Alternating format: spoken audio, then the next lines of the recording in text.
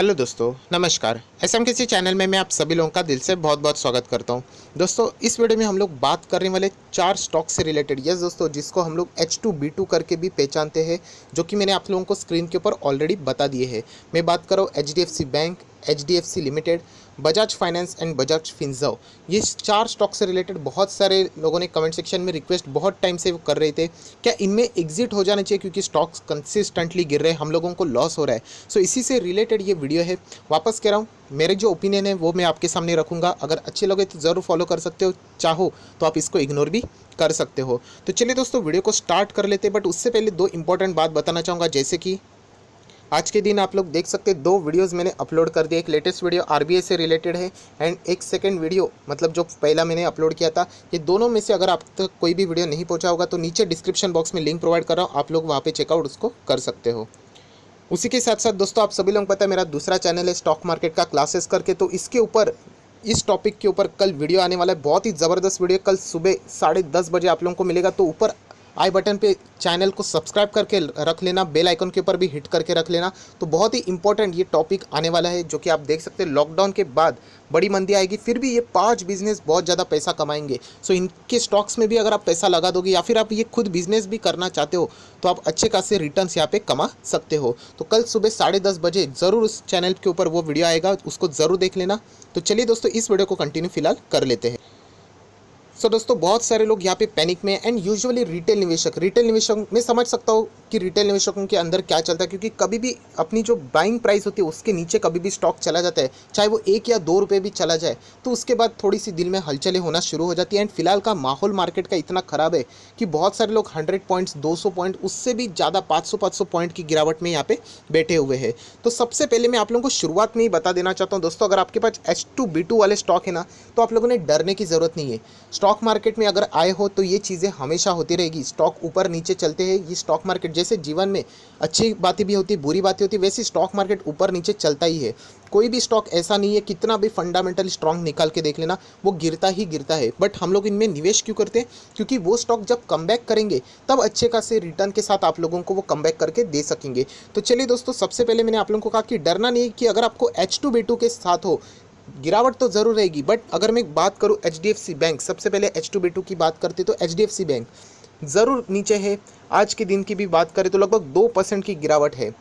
आज जो आरबीआई ने कुछ फैसला लिया था, मोरेटोरियम एक्सटेंड कर दिया है, उससे रिलेटेड अगर हम लोग बात करें तो एनपीएस में अनसर्टेनिटी आ जाएगी, क्योंकि एनपीएस का पिक्चर क्लियर होने में सितंबर लगने वाला था as per the previous moratorium, जो कि 31 मई को ख़त्म होने वाला था। अभी और 3 महीना बढ़ा दिया।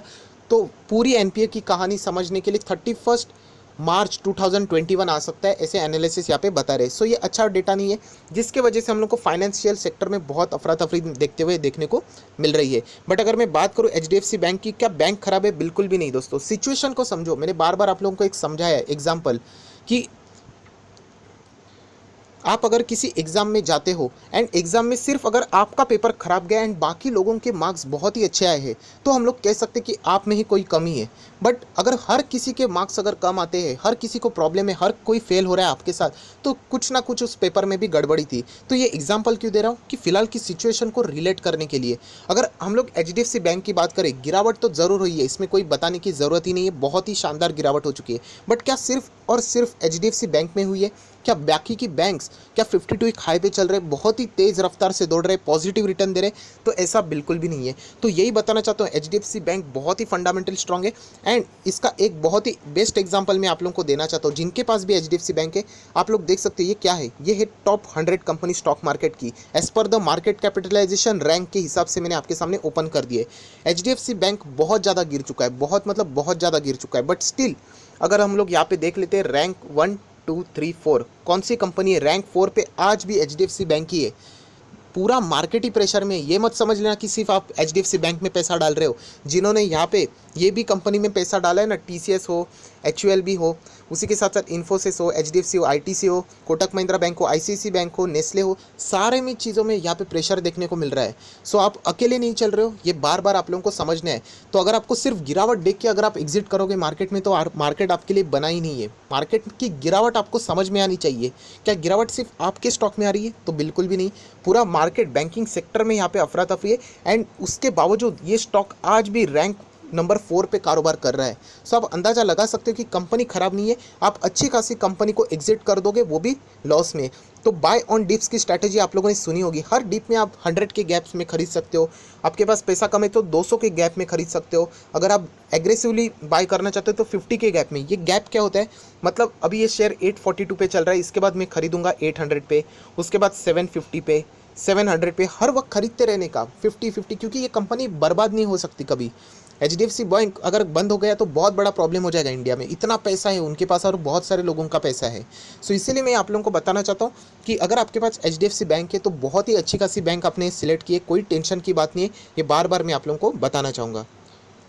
अगर आप बैंक के 5 साल के भी रिटर्न देखें, मतलब 5 साल का भी चार्ट पैटर्न, तो आप देख सकते हैं ये भी पॉजिटिव ही है। 5 साल का चार्ट पैटर्न मतलब जिन्होंने 5 साल पहले भी इसमें निवेश किया है ना, वो आज भी अगर निकल गए ना तो भी वो अच्छा खासा प्रॉफिट लेके ही निकल जाएंगे। सो प्रॉब्लम कहाँ पे आती है, शॉर्ट टर्म वालों, जिन्होंने अभी 1 साल हुआ है या फिर 6 महीना हुआ है या फिर 1 महीना ही हुआ है, उन्होंने निवेश किया है, तो उनको आज ही के आज, मतलब मैं बोलता हूँ ना रिटेल में शक, आज पैसा लगा है कल रिटर्न चाहिए, तो ऐसी मेंटेलिटी काम नहीं कर सकती। शॉर्ट टर्म में हमेशा आप लोगों को नुकसान होता है जितना आप कम पीरियड में जाओगे। इसीलिए तो मैं बोलता हूँ ना इंट्राडे ट्रेडिंग, बहुत सारे लोग इंट्राडे करते, 4 दिन की चांदनी, 1-2 दिन पैसे कमाएंगे, चौथे दिन से पैसा गया, उसके बाद रिकवर करने के लिए पूरा ज़िंदगी लगा देते हैं।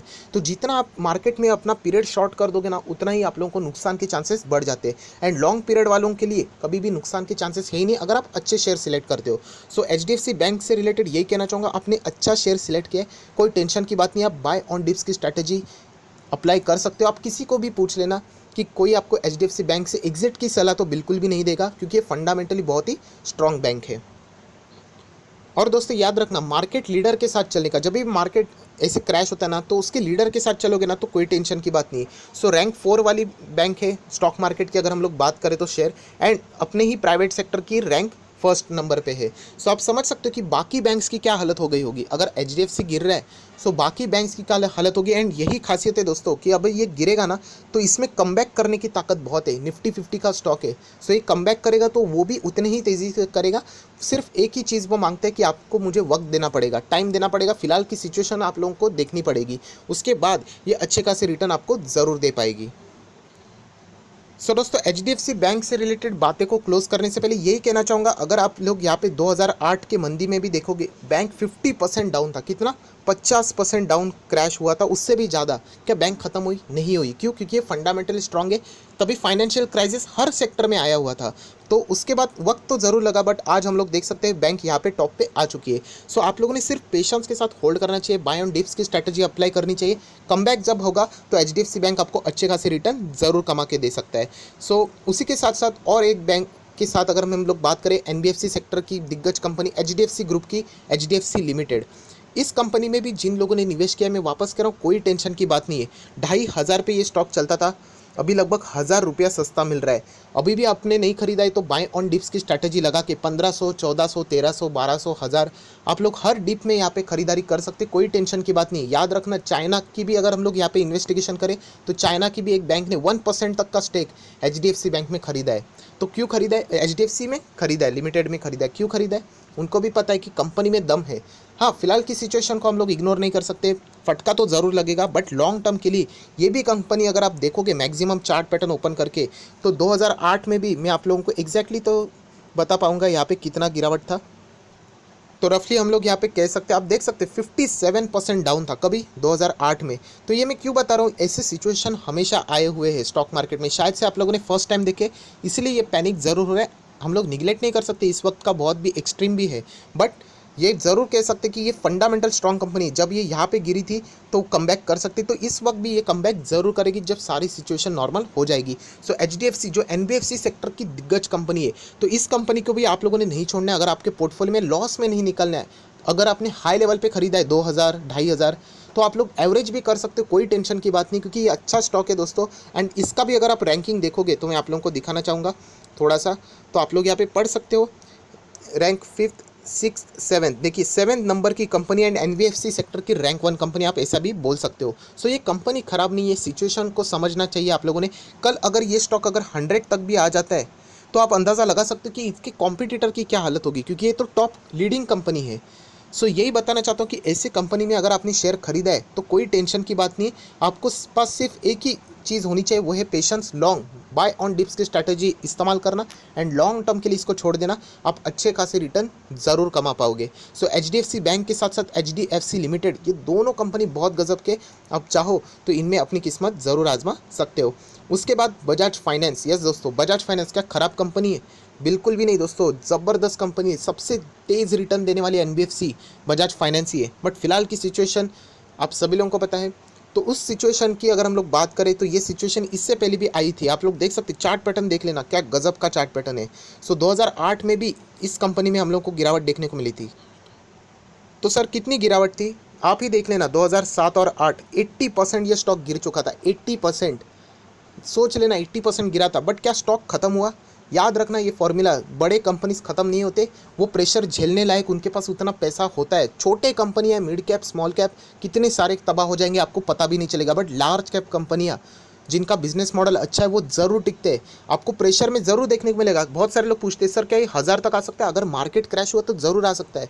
बट ये भी मैं कहता हूँ ये वापस 4000 भी जा सकता है जब ये सारी चीज़ें नॉर्मल होंगी। बट बाकी कंपनी की गारंटी मैं नहीं दे सकता क्योंकि वो फंडामेंटली स्ट्रॉन्ग है या नहीं मुझे नहीं पता। बट ये कंपनी फंडामेंटली बहुत ही स्ट्रॉन्ग है। ये हिस्ट्री के बेस के ऊपर भी हम लोगों ने यहाँ पे देख लिया है। सो बजाज फाइनेंस भी अगर आपके पास है तो कोई चिंता की बात नहीं। अगर आप लॉस में हो तो आप बाय ऑन डिप्स की स्ट्रैटेजी ज़रूर इस्तेमाल कर सकते हो। मैंने ये भी कहा है अगर आप शॉर्ट टर्म इन्वेस्टमेंट करके भी कमाना चाहते हो तो 2000 पे आप लोगों ने फर्स्ट इंस्टॉलमेंट लगाया होगा, उसके बाद आप 1900 पे लगा देना, उसके बाद आप 1800 पे लगा देना, 1700 पे लगा देना। एंड इवन दो ये शेयर और भी नीचे जाता है, हर बाय डिप में आप लोगों ने बाय करना चाहिए क्योंकि लॉन्ग टर्म में जब ये वापस 2000 पे टच करेगा तो एवरेज प्राइस आप लोगों की गजब की रहेगी जिससे आप शॉर्ट टर्म में भी पैसा कमा सकते हो। तो याद रखना कि हिस्ट्री में भी ऐसा हुआ है, 80% ये स्टॉक गिरा था बट स्टिल कम बैक किया क्योंकि सिचुएशन सिर्फ बजाज फाइनेंस के साथ नहीं है, बाकी अन्य NBFCs के साथ भी है।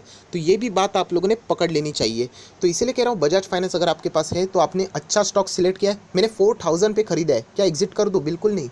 आप लोग चाहो तो आपके पास पैसे हैं तो एवरेज ज़रूर कर सकते हो। आप किसी भी अच्छे एनालिसिस को पूछ लेना, वो ज़रूर आप लोगों को अच्छी ही सलाह देगा। Bajaj finance, HDFC bank, Bajaj Finserv, ये स्टॉक लॉस में निकलने वाले स्टॉक नहीं है। ये बहुत ही लंबे खिलाड़ी वाले स्टॉक है जो कि आप चाहो तो इसको होल्ड रख सकते हो। सो बजाज फाइनेंस में कोई टेंशन की बात नहीं है। एंड बजाज फिनसर्व भी बहुत ही अच्छा स्टॉक है दोस्तों। बट येस, फिलहाल की सिचुएशन आप सभी लोगों को पता है। सो बजाज फिनसर्व भी लगभग 10,000 के आसपास था। ये स्टॉक अभी हम लोगों को इतना नीचे गिरते हुए देखने को मिल रहा है। क्या इसमें भी ऐसी गिरावट हुई थी? येस दोस्तों, जब इसने मार्केट में ही एंट्री ली थी तभी यहाँ पे गिरावट थी 85%। सोच लेना 85%, मतलब 100 रुपीज़ पे अगर शेयर रहेगा तो उसका प्राइस 15 रुपये हो चुका था जब 2008 की मैं बात करूँ। अभी वापस एग्जांपल दे रहा हूँ, उसको एग्जैक्टली मत पकड़ लेना, बहुत सारे एग्जांपल को ही एग्जैक्टली पकड़ लेते हैं। सो 100 रुपये का स्टॉक 15 रुपये का हो चुका था, आप अंदाज़ ले लेना 85% डाउन। एंड आज आप लोग देख लेना। तो ऐसा क्यों होता है? क्योंकि कंपनी फंडामेंटल स्ट्रांग है। हर एक इंश्योरेंस सेक्टर की कंपनियों में भी हम लोग को प्रेशर देखने को मिल रहा है बट आगे जाके ये कंपनियां अच्छा खासा परफॉर्मेंस ज़रूर देगी। सो इसीलिए कह रहा हूँ कि आप चाहो तो इन कंपनी में निवेश ज़रूर कर सकते हो। पेशेंस की बात है दोस्तों। एंड अगर मैं आप लोगों को शॉर्ट टर्म भी बात बता दूँ, short term in the sense of what, कि अगर आप इन कंपनी के 5 साल के भी रिटर्न देख लेना, यहाँ पे मैं आपको बताना चाहूँगा HDFC एंड HDFC बैंक 5 साल के रिटर्न 26%, 66.57% के रिटर्न। तो इतने लंबी चार्ट पैटर्न को छोड़ ही दीजिए, जिन्होंने 5 साल भी होल्ड किया ना वो आज भी यहाँ पे प्रॉफिट में, वो आज भी अगर निकल जाएंगे ना तो उनको अच्छा खासा ही मुनाफा यहाँ पे होने वाला है। उसी के साथ साथ बजाज फिनसर्व, बजाज फाइनेंस देख लेना, 185%, 326% के रिटर्न 5 सालों में। सो कहानी कहाँ पे ख़राब हो रही है? कहानी ख़राब हो रही है जिन लोगों ने शॉर्ट टर्म में निवेश किया है, जो 1 साल के अंदर है, 2 साल के ही अंदर है, अभी अभी मार्केट में एंटर किए, अभी 2000 पे खरीद लिया, 1800 आ गया, वो पैनिक में हो रहे। तो याद रखना दोस्तों, जितना शॉर्ट टर्म मार्केट में आपका नज़रिया होगा उतना ही पैनिक भी बढ़ेगा एंड आपको लॉस होने के चांसेस भी बढ़ेंगे।